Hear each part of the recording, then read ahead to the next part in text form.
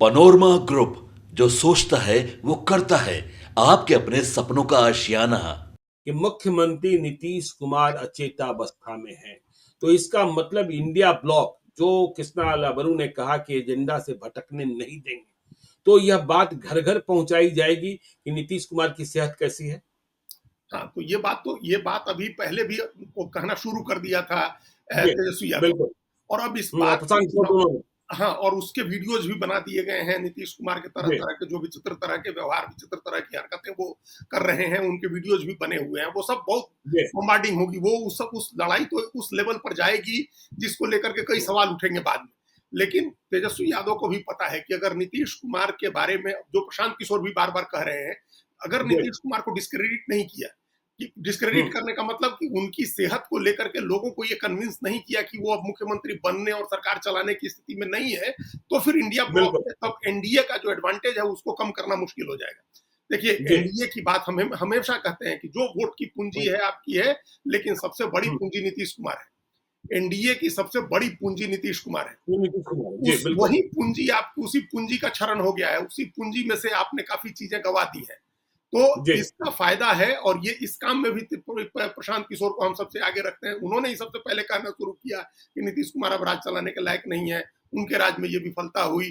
वो अपने मंत्रियों का नाम पढ़ के अपने मंत्रियों का नाम नहीं बिल्कुल। बता सकते, ये उन्होंने सारी तो बात। कहा श्वेत पत्र जारी कीजिए, नीतीश कुमार की सेहत को लेकर श्वेत पत्र जारी कीजिए, हाँ, श्वेत पत्र स्वास्थ्य जारी बुलेटिन करना जारी ठीक कीजिए। बात है। तो ये बिल्कुल। सब चीजें उन्होंने कही और जी, मुद्दे उन्होंने उठाए। नीतीश कुमार की सेहत का सवाल उन्होंने उठाया।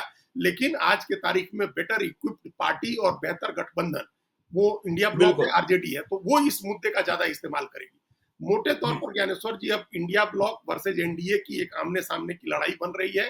तीसरा पक्ष जी, में प्रशांत किशोर होंगे, जो हुँ, एक इंडिपेंडेंट वोट इन दोनों से अलग का वोट लेंगे, और इन दोनों के वोट समान रूप से दोनों के वोट का नुकसान करेंगे। वो कैंडिडेट पर डिपेंड करेंगे। बिल्कुल, बिल्कुल। चलिए, तो देखिए कैंडिडेट पर डिपेंड करेगा प्रशांत किशोर का। आज महागठबंधन की तस्वीर स्पष्ट हो गई है।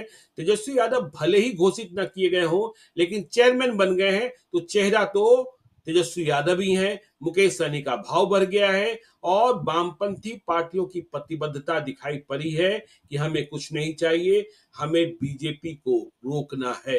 तो आगे क्या, यह देखना होगा। तेजस्वी यादव फिर से कहीं और चले तो नहीं जाते हैं, कहीं फिर से बातचीत में विराम तो नहीं लग जाता है। सीटों की बात कब होती है और बिहार निकलने की बात कब होती है, बिहार में निकलेंगे कब? क्योंकि मुद्दे तय कर लीजिए, क्षेत्र तय कर लीजिए, तो फिर आगे भी बढ़ना होगा। क्योंकि अमित शाह, नरेंद्र मोदी, जेपी नड्डा सब लोग बिहार के दौरे पर हैं। अमित नरेंद्र मोदी स्वयं आ रहे हैं 24 अप्रैल को, और इस बार तैयारी इतनी बड़ी है कि बीजेपी से अधिक लोग जेडीयू के दिखने चाहिए। स्वयं ललन सिंह और संजय झा कैंप कर रहे हैं, हर जिले में जा रहे हैं जो संबंधित जिले हैं, और टास्क दिया जा रहा है। तो आगे भी चर्चा जारी रखेंगे। आप देखते रहिए लाइव सीरीज को। यदि अब तक आपने हमारे यूट्यूब चैनल लाइव सीरीज को सब्सक्राइब नहीं किया है तो जरूर कर लीजिएगा, और यदि इस वीडियो को आप फेसबुक पेज के माध्यम से देखें तो पेज को लाइक कीजिएगा।